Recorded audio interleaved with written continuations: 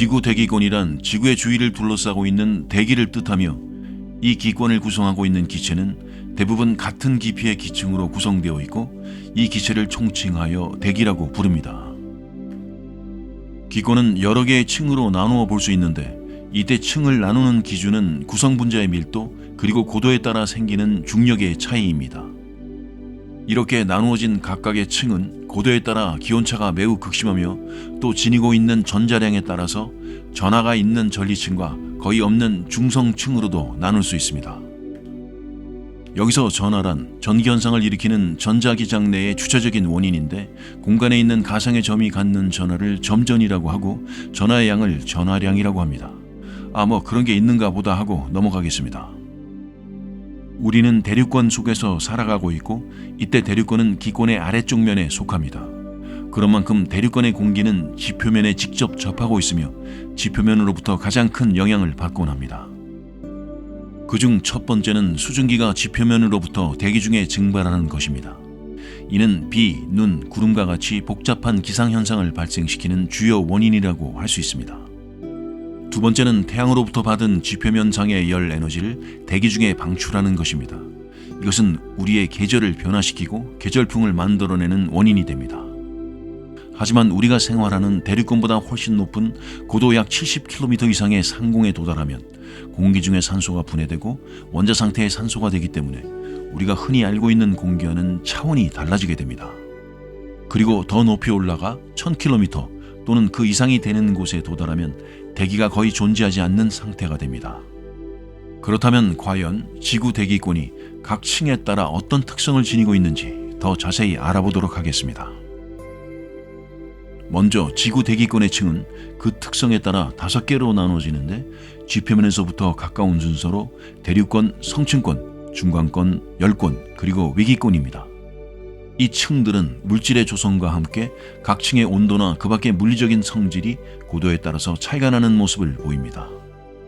먼저 대륙권입니다. 대륙권에는 전체 대기 질량의 대부분인 약 80%에 달하는 규모가 존재합니다. 대륙권의 영역은 극지방과 적도지방에서 각기 다르게 분포하는 모습을 보이는데, 극지방에서는 지표면으로부터 약 7, 8km 정도의 높이까지이며 적도지방에서는 극지방보다 더 높은 약 18km 정도까지의 영역입니다. 대륙권은 지표면에 맞닿아 있는 대기의 가장 낮은 층이고, 지표면에 가장 근접해 있는 만큼 태양의 복사열에 의해 가열되기 때문에 이 대륙권 상에서는 고도가 높아질수록 온도가 떨어지게 됩니다. 즉 상대적으로 뜨거운 공기가 아래쪽에 위치해 있으며, 이는 열역학적인 측면에서 보았을 때 매우 불안정한 상태이기에 정난운이나 뇌전 또는 태풍이 발생하는 등의 기상현상과 난류가 매우 쉽게 일어납니다. 여기서 정난운이란 수직으로 발달하는 구름으로 적운보다 수직으로 더 치솟아 있어 산이나 큰 탑처럼 보입니다. 번개도 동반함으로 내운이라고도 하며 강한 비를 동반함으로 센비 구름으로도 불립니다.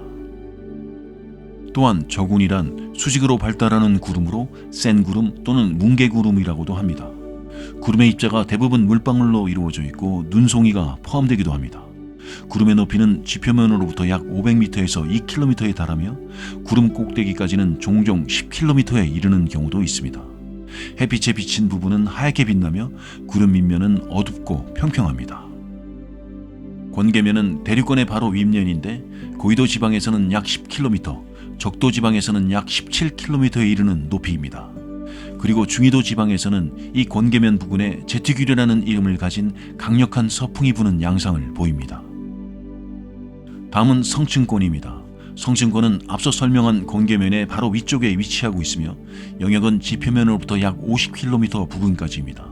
성층권의 기온은 대륙권처럼 위로 올라갈수록 하강하지 않고 거의 일정한 상태를 보입니다.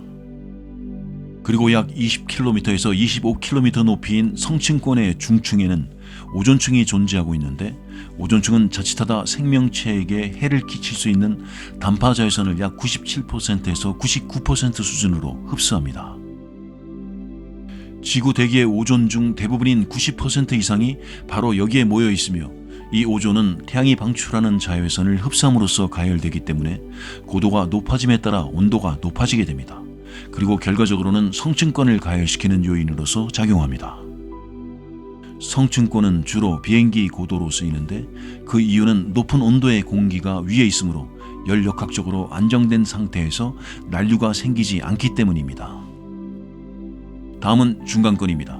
중간권의 영역은 지상으로부터 대략 50km에서 80km까지이며 안정된 성층권과는 달리 고도가 상승할수록 다시 온도가 감소하는 영역입니다.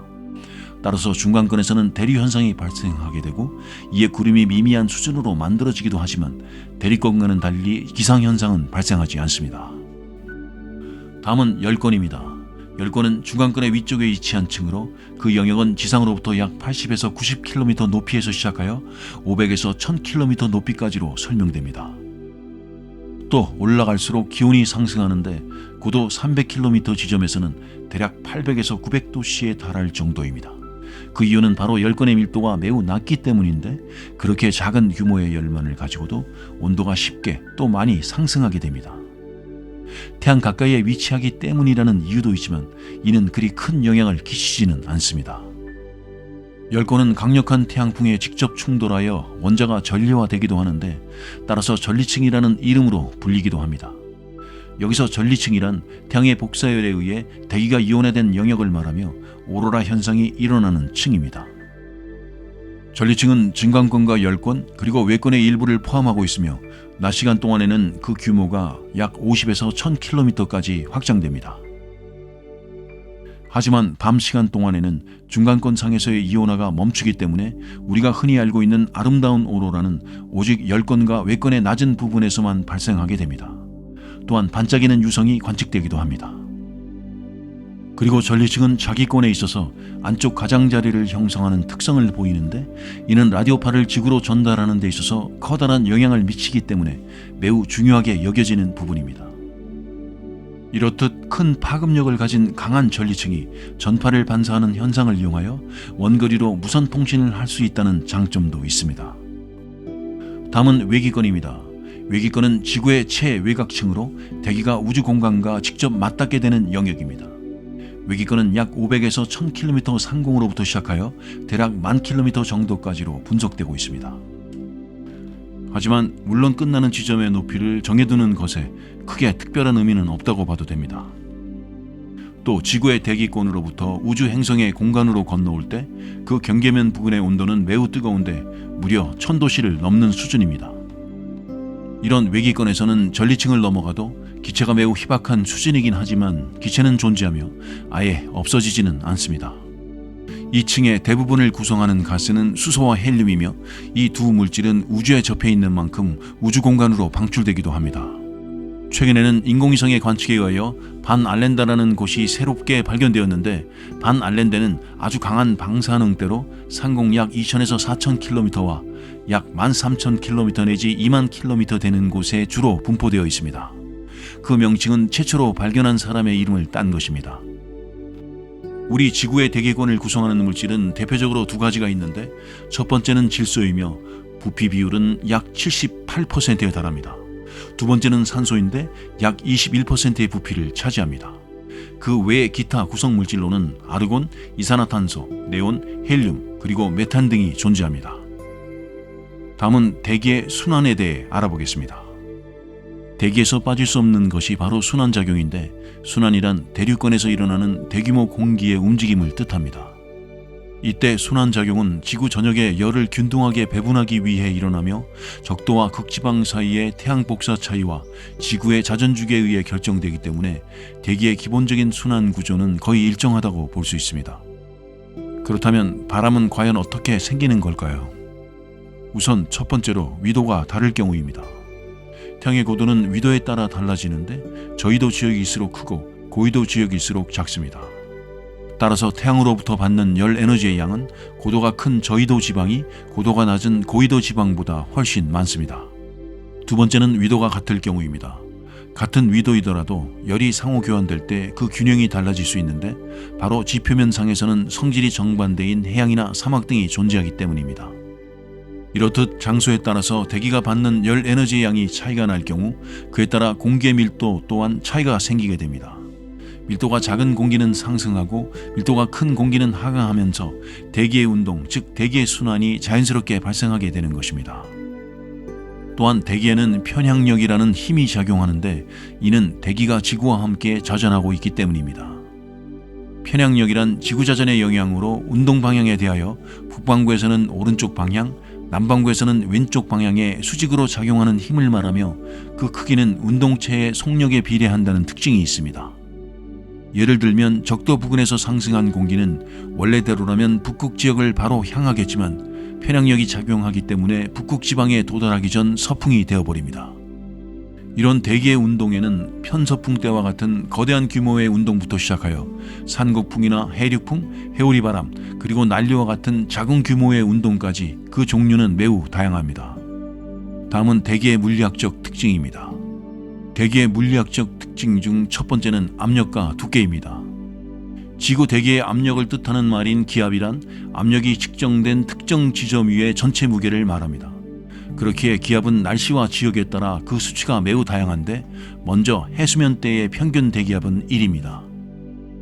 그리고 지구 대기 질량의 약 50%가량은 5.6km 이하에, 약 90%가량은 16km 이하에, 99.99997%는 100km 이하에 존재하는데 이때 100km 이하에 해당되는 영역을 흔히 Kármán 라인이라고 부릅니다.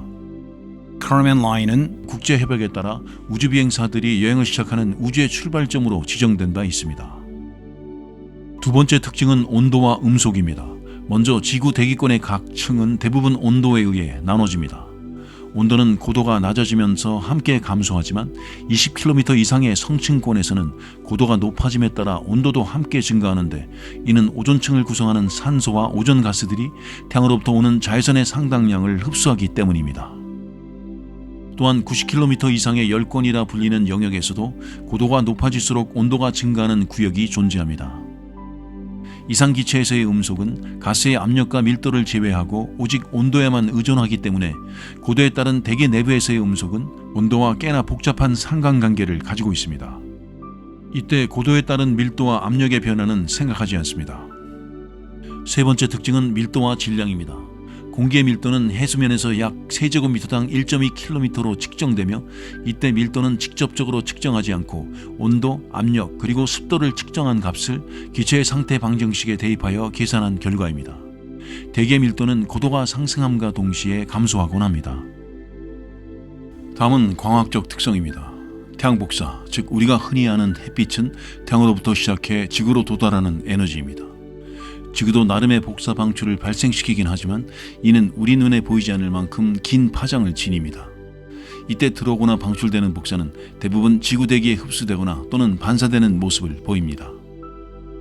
이렇듯 지구 대기에는 여러 가지 광학적 특성도 존재하는데 첫 번째는 산란입니다. 빛이 대기를 통과하는 순간 빛은 대기와 광자의 상호작용에 따라 산란됩니다. 하지만 만약 이 둘 간의 상호작용이 발생하지 않는다면 이는 직접 방사능이라 이야기할 수 있습니다. 여기서 산란이란 파동이나 입자선이 물체와 충돌하여 여러 방향으로 흩어지는 현상을 말합니다. 또한 빛의 산란은 노을이 붉은 현상을 설명해 줄 수 있는 원인이기도 합니다. 태양이 지평선에 가까워질 때 태양의 빛은 평소보다 더 많은 대기를 지나쳐 통과하게 되는데 이때 청색 빛은 대부분 산란되어 날아가고 오직 붉은 빛만이 노을에 남게 되기 때문입니다. 두 번째 특징은 흡수입니다. 서로 다른 분자들은 서로 다른 파장의 빛을 흡수하기 마련입니다. 예를 들어 O2와 O3는 300나노미터보다 짧은 파장을, 물은 700나노미터 이상 대부분의 파장을 흡수하곤 합니다. 세 번째 특징은 방출입니다. 방출은 흡수의 반대 개념으로 주로 물체가 복사를 방출할 때 발생합니다. 이때 뜨거운 물체일수록 짧은 파장의 복사를, 차가운 물체일수록 긴 파장의 복사를 방출합니다. 여기서 복사란 물체로부터 열이나 전자기파가 사방으로 방출되는 것을 말하거나 그 열이나 전자기파를 일컫습니다. 예를 들어 태양의 복사는 인간의 눈에 보이는데 그 이유는 태양의 온도가 대략 6000켈빈이고 태양의 복사가 500나노미터의 짧은 파장 근처에서 최대치를 이루기 때문입니다. 반면 지구의 온도는 대략 290켈빈으로 태양보다 5710켈빈가량 낮고 지구 복사는 10,000나노미터의 긴 파장 근처에서 최대치이며 이는 인간이 볼 수 있는 파장의 한계치보다 훨씬 깁니다. 즉 대기는 온도 때문에 적외선을 복사로 방출한다고 볼 수 있습니다. 다음은 지구 대기의 진화 과정입니다. 그렇다면 지금의 지구 대기는 어떤 과정을 거쳐서 형성된 것일까요? 먼저 첫 번째 대기입니다. 처음의 대기, 즉 원시 대기는 주로 태양 성운 내부의 수소를 통해 조성되었습니다.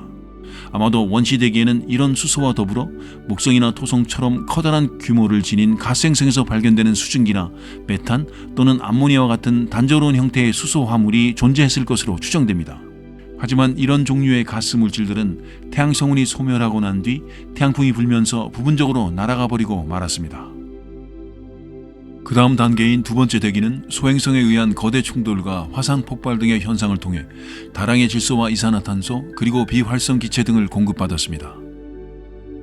거대 충돌과 화산 폭발로 인해 결과적으로 엄청난 양의 이산화탄소가 지구의 대기 중으로 방출되었고, 이는 곧바로 물에 녹아 탄산염 퇴적물을 만들었습니다. 또 물과 관련된 퇴적물들은 대략 38억 년 전부터 형성되어 왔습니다. 두 번째 대기의 대부분을 구성하는 물질은 약 34억 년 전의 질소였고, 이때 생명체는 약 35억 년 전부터 대기보다 빠른 시기에 형성되었기 때문에 생명체에 대한 영향력에 대해선 다시 한번 고심해 볼 필요가 있습니다. 한 가지 아이러니한 문제는 바로 이 시기는 원시태양이 지금의 태양보다 약 30%나 더 적은 에너지를 방출하는 시대였음에도 불구하고 어떻게 지구상에서 액체 상태의 물과 생명이 존재할 수 있을 만큼 따뜻한 기후를 지속적으로 유지하였는지에 대한 것입니다. 이는 젊을수록 어두운 태양의 역설로 불리기도 합니다. 선캠브리아 시대의 대기는 온실기체에 해당되는 이산화탄소와 메탄을 지금보다 훨씬 더 많이 보유하고 있었으며, 그렇기 때문에 그 당시의 태양이 지금보다 훨씬 어두웠음에도 불구하고 해양과 온난화 기후를 계속해서 유지할 수 있었다는 분석입니다.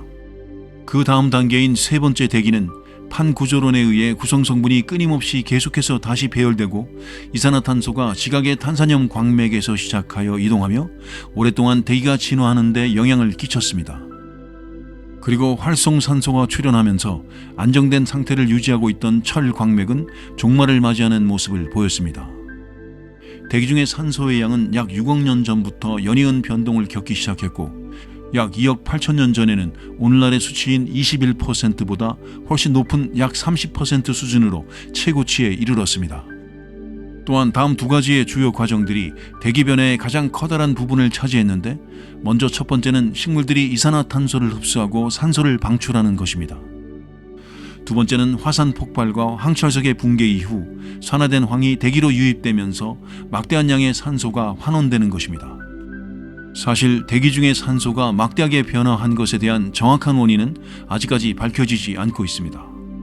그저 대기 중에 존재하는 산소가 오랜 기간을 거쳐 동물의 진화를 가속하는 데 큰 영향을 미쳤을 것이라고 추정할 뿐입니다.